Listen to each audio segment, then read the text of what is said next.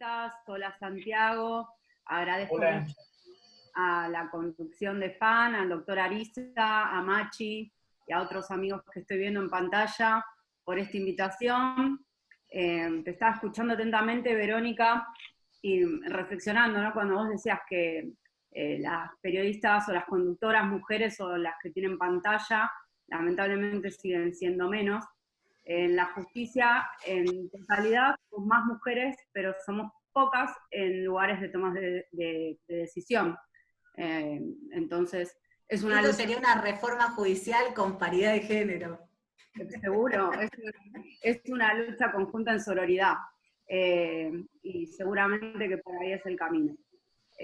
Cuando Viviana me habló ayer, saludo ahí a mi colega, la doctora Tahuada, muy generosamente sumándome a este panel. Le conté un poco con qué materias afrontamos todos los días en la justicia de familia de la provincia de Buenos Aires, y me propuso que les cuente lo que veníamos haciendo en materia de adopción. Ustedes saben lo que venimos hablando. Los tiempos no se detienen. El AFO obligó a que algunas tareas judiciales tuvieran que reformularse con creatividad, tecnología y mucho empuje. En ese sentido, le quiero agradecer a todo el equipo de trabajo de Familia 5, que hoy están muchos presentes en este Zoom, si quieren levantar la mano, pero esta parte del equipo técnico, las consejeras, despachantes, mesa de entrada, funcionarios, porque es la única manera de hacerlo, en equipo. En este sentido, como les contaba, tuvimos oportunidad de sentarnos a repensar cómo hacer para continuar. Hay 3 situaciones que les quiero comentar. La primera tiene que ver con un encuentro interinstitucional que debíamos llevar a cabo. Esto en el proceso de adopción hay en una etapa que todavía están presentes organismos municipales de la niñez, organismos que tienen que ver con asesoría de incapaces, el equipo técnico del juzgado, que la interdisciplina es fundamental para el fuero de familia, y se tenían que, para que ustedes todos entiendan, se tenían que juntar. Si no hubiese estado el aislamiento, se hubiesen reunido en un despacho seguramente a conversar a cómo continuar con una estrategia de trabajo en una familia. Cuestión que, bueno, viene la cuarentena, y tuvimos que pensar a propuesta, quiero destacarlo, de uno de los trabajadores sociales. Enseguida me trajo la propuesta de que esta reunión se llevara a cabo mediante una sala virtual, por lo que se autorizó que se continuara de esa manera. Y fue muy provechoso, porque fíjense que llevamos 6 meses, y ese expediente, ¿no? Si no se hubiesen podido reunir en ese momento, mediante esa forma, todavía estaría detenido el expediente en esa cuestión. Realizamos audiencias de escuchas de menores por videollamada, también vinculaciones en materia de adopción de manera telemática. Y bueno, les quiero contar un caso que tiene que ver un poco también para que ustedes vean este costado de corazón y humano de la justicia. Es el caso de unas hermanitas que tienen determinadas características especiales, y que por una audiencia que es de contacto del juez con las niñas, nos teníamos que encontrar también virtualmente, ¿no? Como acá, como en este Zoom, pero hubo que hacer un caminito para que esto pasara. Por lo cual, a propuesta también del equipo técnico, para irnos acercando, intercambiamos fotos, videos, y en mi sentencia, para proponerles que pudiéramos conversar, decidí escribirle una carta, interiorizándome un poco de cuáles eran sus gustos y de cuáles eran sus intereses, Peppa Pig, mariposas, entre otras cosas que fuimos charlando. Y con alegría me contestaron que sí, que aceptaban reunirse por videollamada conmigo. Y si me permiten compartir pantalla, les voy a compartir el dibujo con una pequeña carta con la que ellas me contestaron.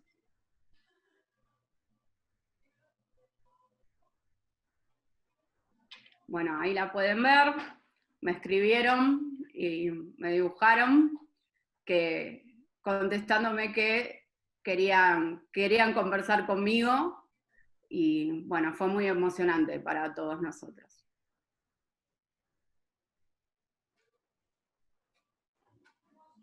Bueno, Verónica, Santiago. Nos quedamos todos mirando la carta, ¿no? Te quiero mucho, que es muy fuerte. Sí, la verdad que fue muy ¿Podés fuerte. leer la cartita? Fuerte ¿Podrías para leer las nosotros. cartitas, Maite? ¿Podrías leer ¿Cómo, las Kevin? cartitas? ¿Podrías leer las cartitas de los dibujos? Sí, cómo no, con gusto. En las cartas me pusieron, te quiero mucho, acá estamos charlando y me gustaría hablar con vos. Te mando un beso grande. Y en la otra también, te quiero mucho, un beso grande y quiero hablar con vos. Y bueno, me dibujaron casitas y autitos y lunitas. Esto nos hace Realmente pensar, digo, Maite, que los tiempos, como bien dice el querido Marcelo Molina, camarista de Rosario, ex juez de familia, que los tiempos de los niños y las niñas no son los de los adultos, y en esta idea de que los tiempos no son los de los adultos, vos estás vivenciando lo que una consecuencia de esta pandemia tan terrible, ¿no? Que ha estirado los tiempos y cómo hacer para correr en contra de eso. Sin pero duda. realmente, doctora Verónica, digo, muy tierno este caso. Sinceramente, si yo fuera editor, este es el título, no lo dudo, no lo pensaría dos veces, porque habla no solo del tiempo que vivimos, de las limitaciones, las complicaciones, de la ternura y del encanto que tienen las criaturas y de la forma que tienen para expresarlo, sino que también habla de los propios magistrados, de la sensibilidad que tienen para poder percibir este tipo de cosas. Se necesita sensibilidad, más allá de sabiduría. Sabemos que usted la tiene, porque por algo fue diploma de honor de la universidad de donde estudió. Pero digo, me parece que también cuenta en el ser humano, también cuenta, y también en los magistrados, que en definitiva son hombres y mujeres como todos nosotros, cuenta la sensibilidad y la capacidad para sentir, para percibir ese tipo de cosas. Bueno, estas son las cosas que sin duda me parece que son buenas que se puedan exteriorizar, que se puedan mostrar, para que no nos quedemos con lo otro, que siempre lo ingrato y la mala prensa que suele aparecer.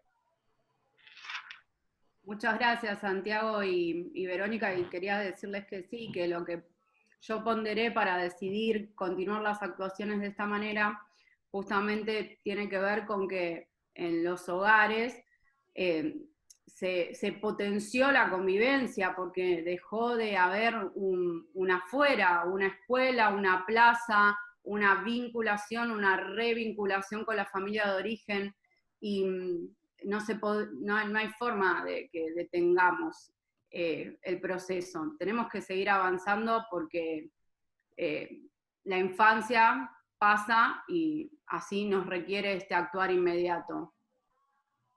También me quedé pensando, Maite, en esto de que hablamos las estadísticas de los reportes sobre violencia de género han escalado en la pandemia, eso lo sabemos, los femicidios, pero además de los femicidios, la cantidad de llamadas a todas las líneas, las locales, provinciales, pero inclusive la nacional, al 144, la cantidad de llamadas por violencia de género, ¿no? Previo, que ha sido exponencial. Lo podíamos hablarlo otra vez con la ministra de Mujeres, que nos está exponencialmente subiendo la curva de llamadas, y en esto digo, ¿qué rol ahí juega también la justicia, ¿no? Porque estamos hablando de niños, niñas, más allá, también en muchísimos de los casos, la gran mayoría, no solamente violentada la mujer, sino también los niños y las niñas, que a veces cuando ellos no son las víctimas de violencia, son los testigos también, que tiene otra consecuencia. Sí, víctimas principales o secundarias, sin dudas. Lo que decís es muy cierto, Verónica. Tengo estadísticas informales que tienen que ver con los números de ingreso de expedientes durante la pandemia en mi juzgado. Fueron 980 expedientes, 720 de ellos son de protección contra la violencia familiar. Así que los números, sin duda, te dan la razón en cuanto que en el AFO la violencia se ha incrementado justamente por esta cuestión de que estamos en casa, y muchas veces tiene que ver con que la víctima de violencia ahora incluso se incrementó el peligro que corre porque está encerrada con esa persona que la violenta, ¿no? ¿Qué les pasa a ustedes como, eso siempre me quedo pensando, ¿qué te pasa a vos como jueza cuando por ahí tomaste una decisión y el violento tiene una restricción de acercamiento, o la víctima tiene un botón de pánico, o está en alguna casa de refugio, igual todas esas medidas se incumplen y el violento llega y vuelve a agredir a esa mujer?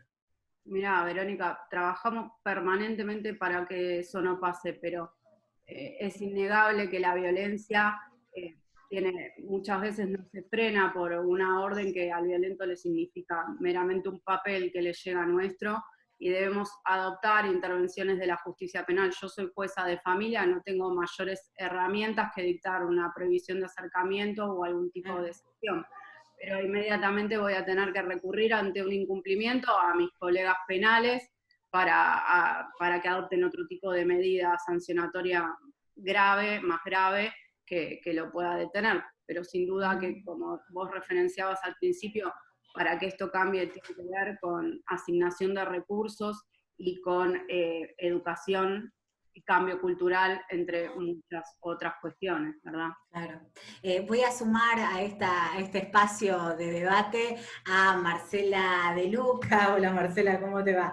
Marcela es defensora general de la Cámara de Apelaciones. Ella también eligió un poquito contarnos sobre el asesoramiento gratuito a querellantes en caso de violencia de género. Hola Marcela, ¿cómo te va? Hola, ¿qué tal? ¿Cómo te va? ¿Cómo les va a todos? Bueno, ante todo quiero agradecerles poder participar de este lujoso panel y de estar en el inicio de este diálogo que han generado en este espacio la FAM. Agradecerles a todas las autoridades, me parece una idea muy positiva y muy original.